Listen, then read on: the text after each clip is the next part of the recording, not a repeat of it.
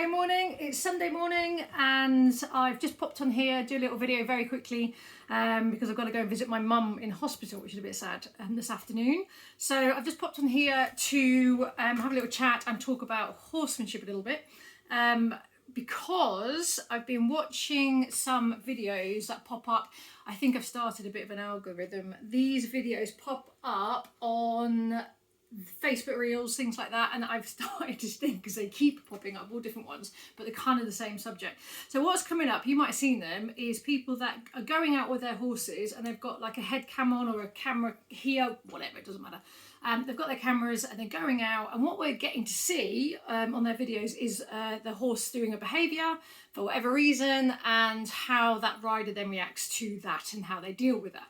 Now, unfortunately, a lot of them that are coming up at the moment, seems a bit of a trend, is, well, there's not much horsemanship going on. I'm sorry, I don't want to be too critical, but I just want to talk a little bit about this.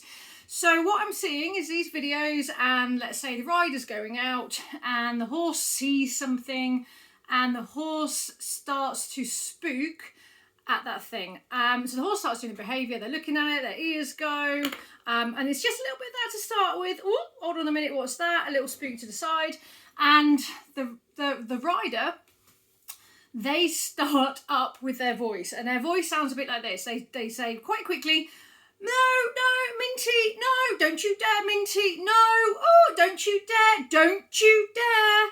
And the first thing that's happening is our voices are getting louder, our anxiety is going up, and we're actually saying to this horse, we're answering to our horses that we're riding that, yeah, there is definitely a problem with over there with what you're seeing, because also I'm now reacting to that as well. And if there wasn't a problem, I wouldn't be reacting like that, would I? If there isn't a problem, I'm just riding A to B up the road or A to B across that field, yeah?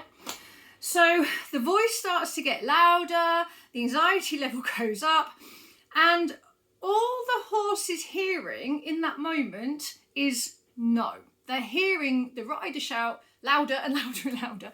No, don't you dare, don't you do this again. Okay.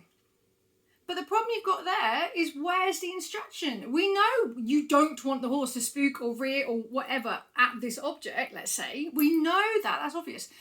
But what you're not saying is what do you want then? What's the instruction? What do you want? So it's no good just saying no to a horse. That's not really instruction. That's just saying, no, don't do this. But what we need to be doing, the second that horse starts a behaviour, is to be saying, do this, okay? This thing's spooky, you're looking at it, but what I want you to do in this moment is listen to me and do this, okay? Instead, do this. And actually, a lot of the do this is really simple. It is carry on up the track. We're going here. We're riding to see in the arena, whatever it is. We're going over there to jump that jump.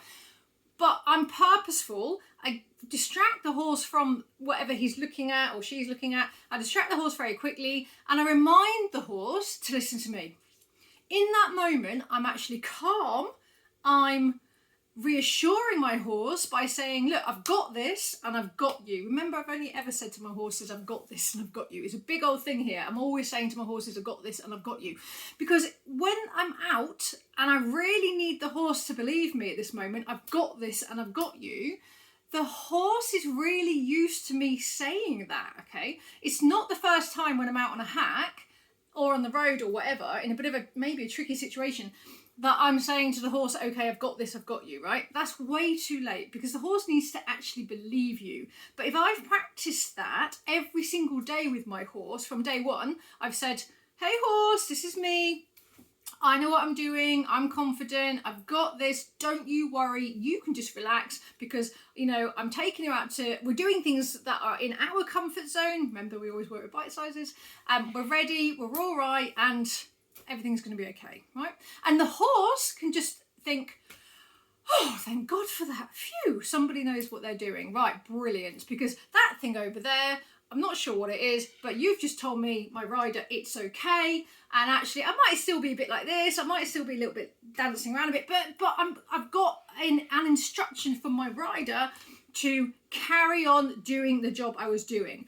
I'm not just sitting there on my horse in those moments, getting it all about me, my anxiety going up and going, no, don't you dare, no. And I've seen it on so many videos that the horse starts a behaviour, and actually the horse starts a behaviour, and even at that point, I hear the rider saying, I think he's going to do something, right? Well, there's a good time in that moment. There, get it? The second you start to feel that horse bunching up, or starting to, just a second takes a little step, or his ears are like, whoa, yeah, I'm on it then. I'm not waiting for it to go wrong.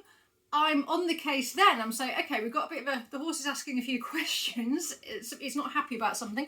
And very quickly, I'm saying, look, okay, this is what's going on. Listen to me. We're going here. We're riding over there. We're going from A to B. Ignore that. Get on, okay? And like I said, if the horse believes me and we've got trust and we've got relationship, the horse can say, okay, I'm gonna trust my rider on this.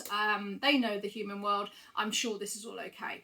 And with all of my horses, that's really successful for me. And I've done that all the time with my horses. So I don't, like I said to you earlier, I don't suddenly start saying to my horses, I've got this and I've got you on the road.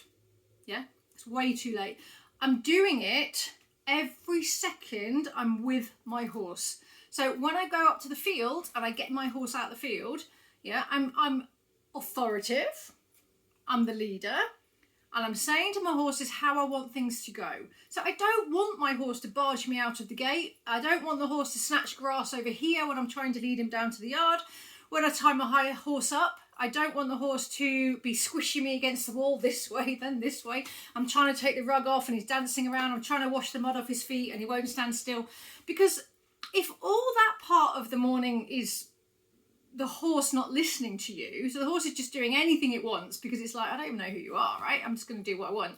And we kind of accept that because maybe we're in a bit of a rush and we're like, look, I need to go on this hack. I'm going to accept that behaviour. The horse isn't standing at the mounted block and I'm going, well, just get on. I'll deal with that another day maybe. I'll just get on. I haven't got much time.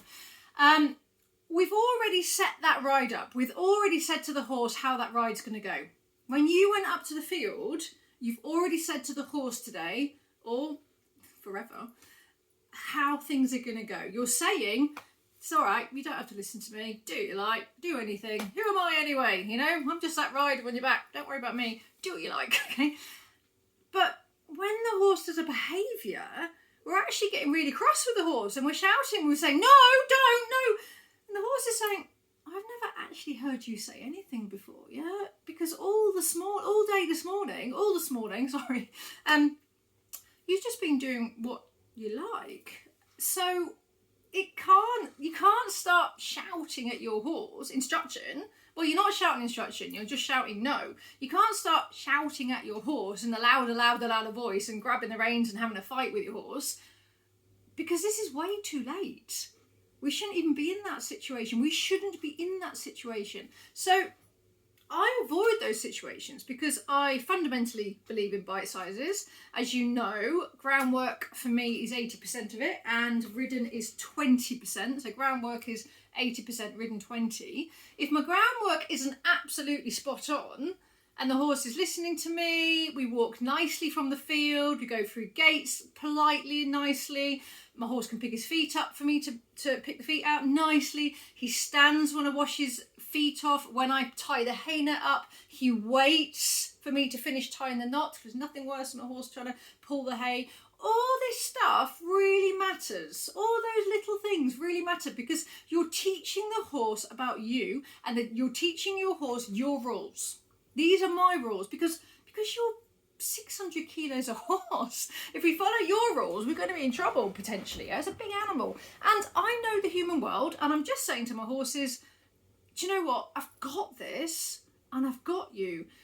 So when I go out on a hack and the horse sees something, the loose dog, the car's going past too fast, somebody's flying a kite, there's a bird over there. I think one of the videos was it was a bird. It was a bird over there, and the rider was shouting, "Don't you dare flap bird and come over to my horse." It's like, firstly, horses live in fields with birds. It's really normal. It's just part of life. It's really normal. And I can't control life. And do you know what? I really don't want to. I'm just a rider that's saying, bring it all on. I've got this and I've got you, because we've done the training. So I've trained my horse to as much as possible at home. I've trained my horse to as much as possible in the car park. I've trained my horse to as much as possible halfway down the drive. It doesn't just stop in the arena. In the yard, in the field, wherever I can, in the little bit of woods just by the field, etc., etc., yeah? And if the horse is so used to listening to you and your voice, you can then apply that anywhere. So you can go out to a competition, an event, you can go to the collecting ring, whatever, and the horse has learned to listen to you. But you've got to practice this stuff, okay? You can't just say the horse didn't listen to me because you've done it once, because you shouted at the horse and said, do this, and it went, It is consistency and practice. But remember, another thing we say here, enjoy the journey, because this stuff is brilliant. Every second I'm with my horse, teaching it all the little stuff. So if I go down to the yard and I haven't got much time, I would rather train my horse to walk with me at my shoulder, coming down from the field, not pulling ahead, not lagging behind, not pulling the grass, not calling for another horse. Learn about me, listen to me, and walk nicely. If I did that 5 times, let's say, God, even 10 times on a Sunday morning, I didn't have time to ride, but I did that. That is everything. It all starts with this basic stuff. So just something to think about. Again, when I watch those videos, I'm seeing a lot of people, behaviours are happening, horses are bolting, rearing, falling in ditches, all sorts of stuff. And actually, when some of this is because we're not telling a horse what we do want in those moments. We're just saying what we don't want. We know you don't want the horse to bolt off, right? But just shouting no, and the horse isn't listening to you, it's because the horse maybe has never listened to you. So think about that a little bit. Train the horse to listen to you at home. Train the horse to listen to you in a contained environment to start with. Build that up, take it outside, small steps, 2-minute bite-sized hacks. We know we do that here, 2-minute bite sizes. Bring it up to 3-minute hacks, bring it to 5-minute hacks. I don't go on a sour hour until everything's perfect and really, well, not perfect, but pretty damn good on my 2-minute hack. If it's successful, I go to my 3-minute hack. So I set myself up for success. I set my horses up for success. I want them to understand life, how life goes, and fundamentally, it's about building that relationship and trust between me and the horse I'm riding, yeah? So, and I enjoy that. That is part of the journey. That's a lovely thing to do. So if I don't ride a new horse out on a hack, and it has happened here for a year, let's say, so what? It's my time scales, so what? Yeah. But if in that time, my horse is super duper at listening to me all the way around the yard, on the ground, they can follow me, that's nice, pick his feet up, all of that stuff is absolutely investment for the bigger picture. So don't shout no, give the instruction of do. What do you want the horse to do in that moment? Set it an exercise, get it distracted, give it a job, give it something else to think about other than the spooky thing over there, the flapping seagull, for example, yeah? So that's all I'm going to say this morning on the Sunday morning, because I've got to, unfortunately, nip up to the hospital, and I will talk to you again. Thanks for listening. Bye.